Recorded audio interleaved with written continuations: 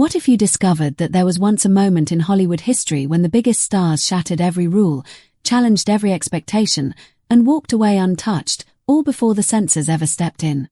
Today, we count down 15 pre-code films that boldly defied traditional morality, stories that shocked audiences, unsettled critics, and helped shape modern cinema forever.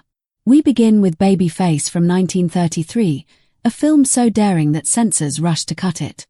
Barbara Stanwyck plays Lily Powers, a young woman trapped in poverty and working in her father's grimy speakeasy, but Lily refuses to accept the life she has been given. After years of hardship and realizing the world is rarely fair, she chooses to create her own future, no matter which rules she must break along the way. What truly separates Babyface is not only its provocative subject matter, but how openly the story encourages Lily to challenge tradition.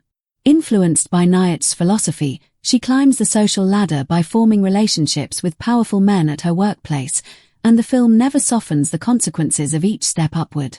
Every promotion carries a cost and forces difficult choices, and Stanwyck's performance presents a woman who knows her value and refuses to be passive in a man's world. The film caused outrage not simply because of what it showed, but because Lily is never shamed or punished for her ambition. The original version was so provocative it had to be reworked, yet even the censored cut remains one of the boldest and most unfiltered portraits of female empowerment in early Hollywood. Babyface endures as a true pre-code classic and a powerful statement of defiance, resilience, and resistance to outdated ideas about women's roles. Next comes Red-Headed Woman from 1932, with Jean Harlow's star power blazing in a story built around the fearless Lil Andrews. Harlow brings to life a woman who is clever, determined, and completely unashamed of pursuing what she wants, even if it means destroying marriages or shocking respectable society. Lil begins as a secretary but aims far higher, and she is prepared to do whatever is necessary to get ahead. The film delights in her schemes and never suggests she should be restrained. At the time, audiences were stunned by a heroine who openly defied social rules and never paid a price for it. Lil's manipulation, sharp humor, and bold confidence were far beyond what would soon be allowed under the Hays Code, provoking outrage from moral watchdogs while earning admiration from viewers who loved seeing a woman in control of her own destiny. Red-Headed Woman opened the door for stories about women who refused to be confined, and proved audiences wanted complex and challenging female leads. Lil may have shocked viewers, but she leaves with exactly what she wants, making it a genuine pre-code triumph. In The Public Enemy from 1931, the focus shifts to the criminal underworld. James Cagney plays Tom Powers, a man born into poverty who rises through the ranks of organized crime during Prohibition. The film throws viewers directly into a brutal world of loyalty, betrayal, and ruthless ambition, refusing to soften its portrayal. What made the film stand out was its willingness to glamorize gangster life, at least temporarily. Tom's rise is thrilling, and he is presented as daring, clever, and strangely likable, even as the consequences of his choices gradually surface. Cagney's legendary performance, including the famous grapefruit scene, established a new standard for screen anti-heroes. Its blunt depiction of violence and its reluctance to deliver easy moral lessons alarmed censors, but audiences were captivated. The film questioned the true meaning of success and the cost of power, and it remains one of the most influential crime films of its era. She Done Him Wrong from 1933 brings audiences into the sparkling world of Lady Lou, played by Mae West, a confident nightclub singer in New York's Bowery. With her sharp wit and unmistakable style, Lou is flirtatious, bold, and completely unconcerned with social expectations. The controversy surrounding the film was not only due to its suggestive jokes and playful double meanings, but because Lou controls her own destiny. She is never portrayed as a victim and is always the one in charge, navigating trouble and manipulating men with humor and confidence. The movie is packed with memorable one-liners and moments that made censors uneasy, yet audiences adored its irreverence. West's performance transformed the image of women on screen, proving that intelligence and independence could be thrilling and entertaining. She Done Him Wrong perfectly represents the fearless creativity of the pre-code years. Trouble in Paradise from 1932, directed by Ernst Lubitsch, elevates romantic comedy with elegance and sly sophistication. The story follows two professional thieves, Gaston and Lily, who fall in love while plotting a robbery, only for a wealthy woman to complicate their relationship and create a seductive triangle of desire and deception. The film treats relationships with remarkable maturity, presenting morally complex characters rather than simple heroes or villains. Its sparkling dialogue and subtle romantic tension feel far ahead of their time, and Lubitsch's famous touch turns bold ideas into something graceful and refined. The film was later considered too provocative to be reissued under the production code and stands as proof that pre-code cinema could be playful, intelligent, and daring.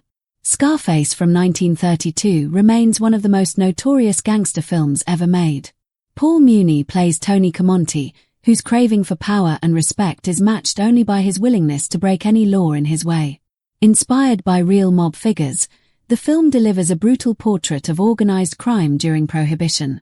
It pushed boundaries through its violence and its unapologetic depiction of ambition. As the body count rises and rival gangs clash, Tony's life spirals into chaos and excess, yet his magnetic presence continues to draw viewers in. The recurring X symbol marking deaths created a striking visual identity, while censors struggled with the story and delayed its release. Despite this, Scarface became legendary and deeply influenced generations of crime films. Female from 1933 turns gender expectations upside down. Ruth Chatterton plays Alison Drake, the uncompromising head of an automobile company who dominates both the boardroom and her personal life. In a male-dominated world, she does not simply survive, she leads. Her relationships are entirely on her own terms, and she refuses to accept anything less than equality and respect. Critics and censors questioned whether such a powerful female character was appropriate, yet the film resonated strongly with audiences, particularly women who recognized their own ambitions and struggles. The message is unmistakable: independence and authority are not reserved for men. Island of Lost Souls from 1932 plunges viewers into a disturbing world of scientific obsession.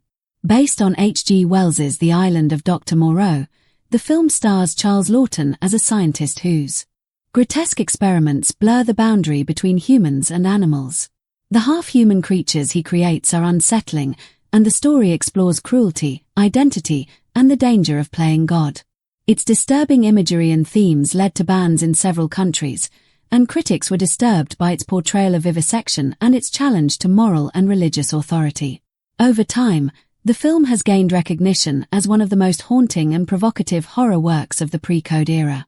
Call Her Savage from 1932 stars Clara Bow as Nasa Springer, a rebellious young woman whose wild spirit clashes with social convention.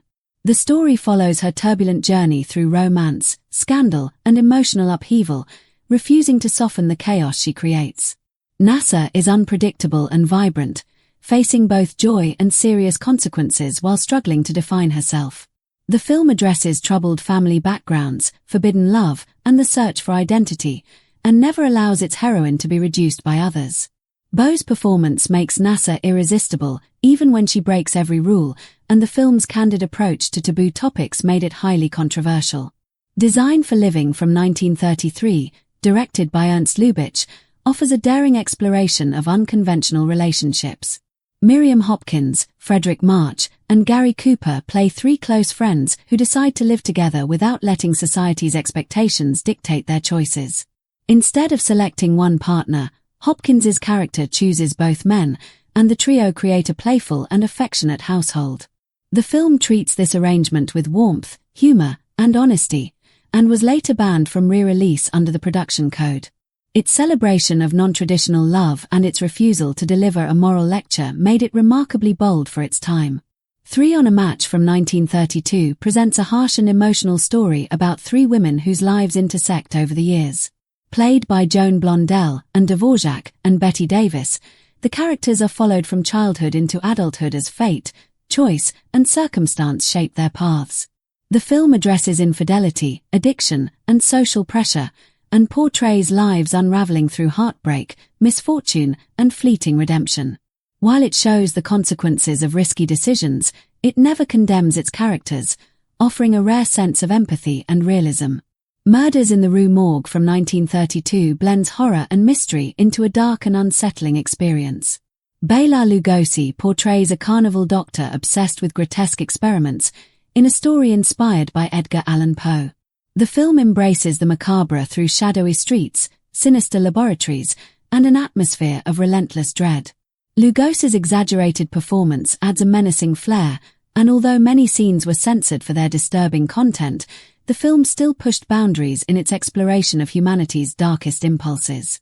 The story of Temple Drake from 1933, adapted from William Faulkner's novel Sanctuary, follows a privileged young woman whose reckless decisions lead her into crime, danger, and moral uncertainty. Miriam Hopkins delivers a powerful performance that captures both vulnerability and resilience. The film's shocking subject matter sparked intense debate and nearly led to widespread bans. By confronting deeply uncomfortable themes, it helped ignite the very movement that brought the pre-code era to an end, and remains a haunting and controversial classic. I Am a Fugitive from a Chain Gang from 1932 exposes the brutal realities of the justice system. Paul Muni plays James Allen, a man wrongly convicted and sent to a cruel labor camp. His struggle to escape highlights corruption and inhuman treatment, and the film's uncompromising realism provoked public outrage and political discussion. It demonstrated that cinema could drive social change, and stands as one of the most courageous films of its time. Finally, Night Nurse from 1931 combined suspense, dark humor, and scandal. Barbara Stanwyck stars as Laura Hart, a young nurse who uncovers a plot to harm her patients, while Joan Blondell supports her efforts to protect the children from a dangerous chauffeur played by Clark Gable. Set against a gritty hospital backdrop, the film explores corruption, poverty, and moral compromise with surprising frankness. Stanwyck's performance balances toughness and vulnerability, making Laura a compelling heroine. Together, these films reveal how pre-code Hollywood dared to challenge convention, provoke debate, and tell stories that still resonate today.